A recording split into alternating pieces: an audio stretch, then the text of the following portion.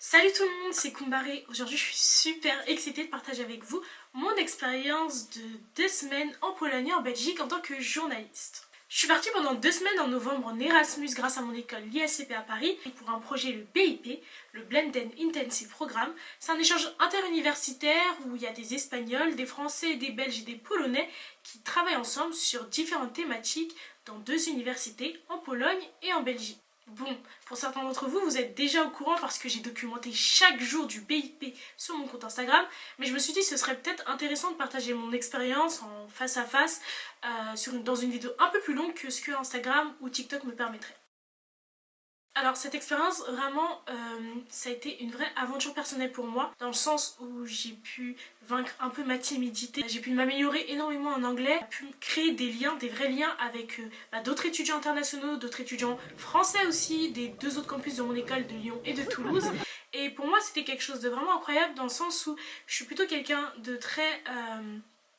je sais pas comment dire, je suis pas très solitaire, mais je suis plutôt quelqu'un qui aime bien travailler seul, qui aime bien observer. J'ai pas trop l'habitude et j'ai même pas le temps en fait de me créer des liens sociaux. Donc c'était vraiment intéressant de pouvoir parler avec d'autres étudiants qui ont d'autres cultures que moi, qui viennent d'autres milieux que moi. Et j'ai trouvé ça vraiment très cool. Ça m'a permis aussi de vaincre ma timidité. Je sais pas si vous êtes beaucoup comme moi, mais moi en tout cas, j'ai toujours été très timide et très gênée de parler en anglais. Je suis très forte à l'écrit, je connais tous mes verbes irréguliers, je peux tout comprendre, je peux décrypter ce qu'il y a écrit. Mais quand il faut parler, j'ai un vrai blocage et ça c'est dû à la timidité. Vous savez quand on accumule, quand on est au collège et qu'on se moque de notre accent, moi j'étais vraiment du genre c'est mort. Il est hors de question qu'on se moque de mon accent en anglais, je ne parle plus. Donc ça a vraiment créé petit à petit un petit blocage qui fait que à l'oral en anglais, j'ai vraiment un gros souci. Ça m'a permis de vaincre cette timidité en fait, même si ça a duré que 2 semaines, ça m'a permis de vaincre cette timidité, de se dire allez Koumbaré, en vrai tu connais les mots, parle, on s'en fiche. Le plus important c'est qu'on te comprenne, on s'en fiche si t'as un mauvais accent ou pas, le plus important c'est qu'on te comprenne. Ça c'était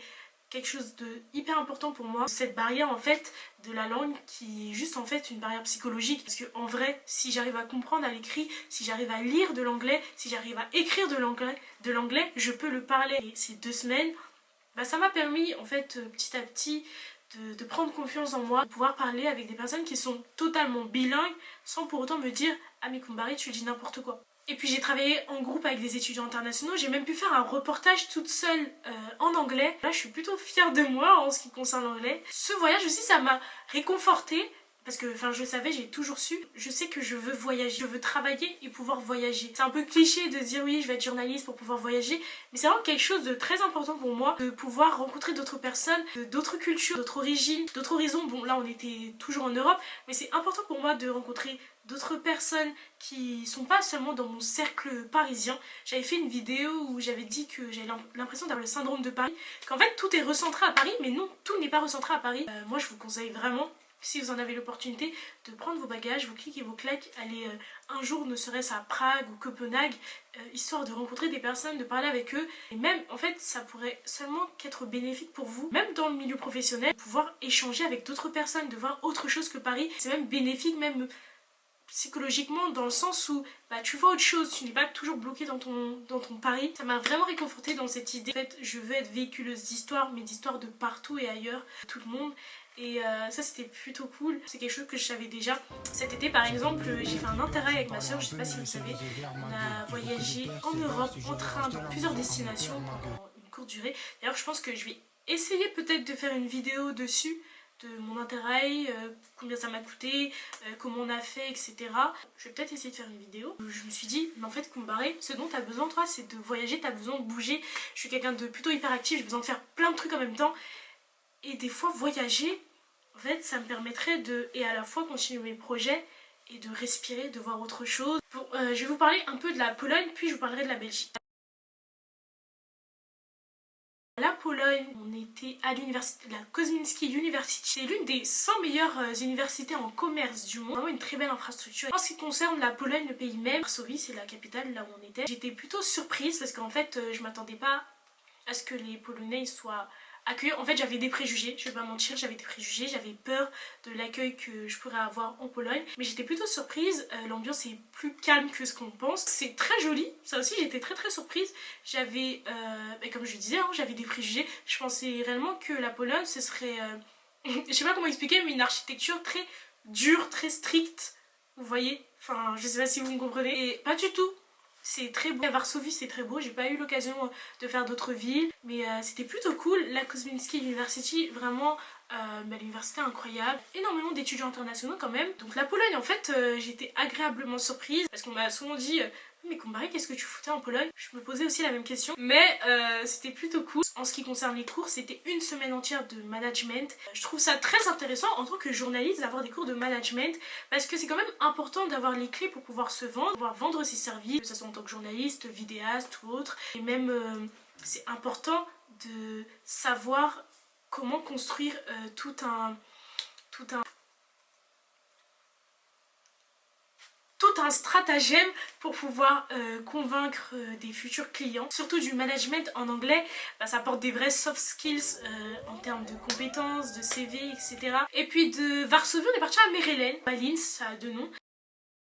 Petite ville en Belgique qui a 30 minutes d'Anvers, 30 minutes de Bruxelles. Alors comment vous dire que Mérelen et Varsovie, c'est vraiment le yin et le yang. Si vous cherchez quelque chose de très ambiancé, de très festif, ce n'est absolument pas Mérelen. C'est vraiment la ville la plus calme que j'ai jamais vue de ma vie pour l'instant. C'est très calme. Mais c'est pas pour autant que c'est pas très joli. Je trouve ça très mignon. Ça ressemble un peu à la France. Voilà, c'est pas quelque chose qui m'a étonnée. Par contre, Thomas More, l'université où on était pendant une semaine, elle est vraiment incroyable. Quand tu rentres à Thomas More, sur le campus en tout cas de journalisme, t'as l'impression d'être à l'aéroport tellement il y a d'origines, de langues totalement différentes, même de couleurs de peau, tellement d'étudiants internationaux.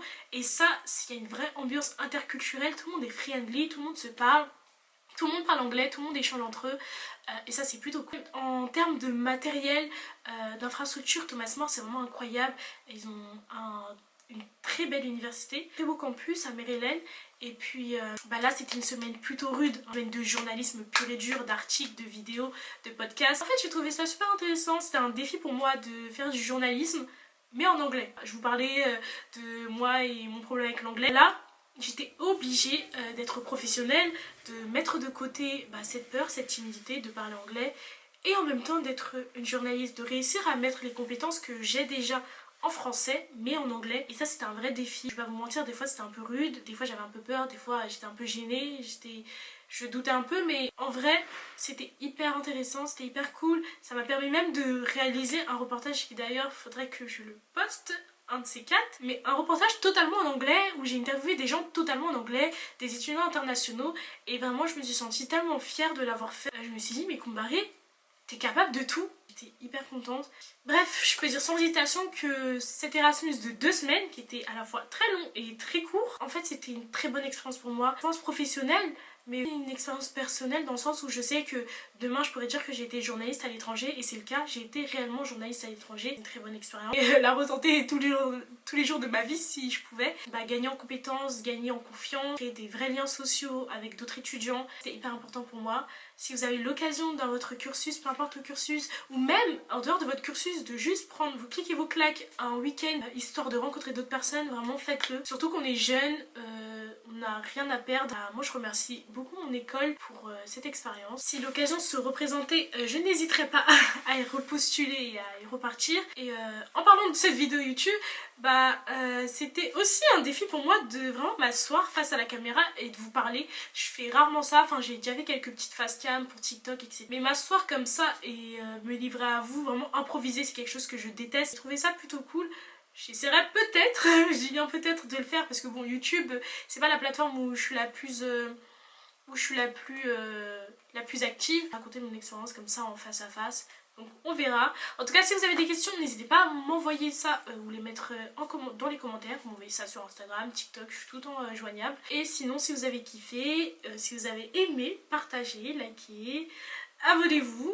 On sait jamais, ça se trouve, je serai plus présente sur YouTube. Et je vous fais des gros bisous.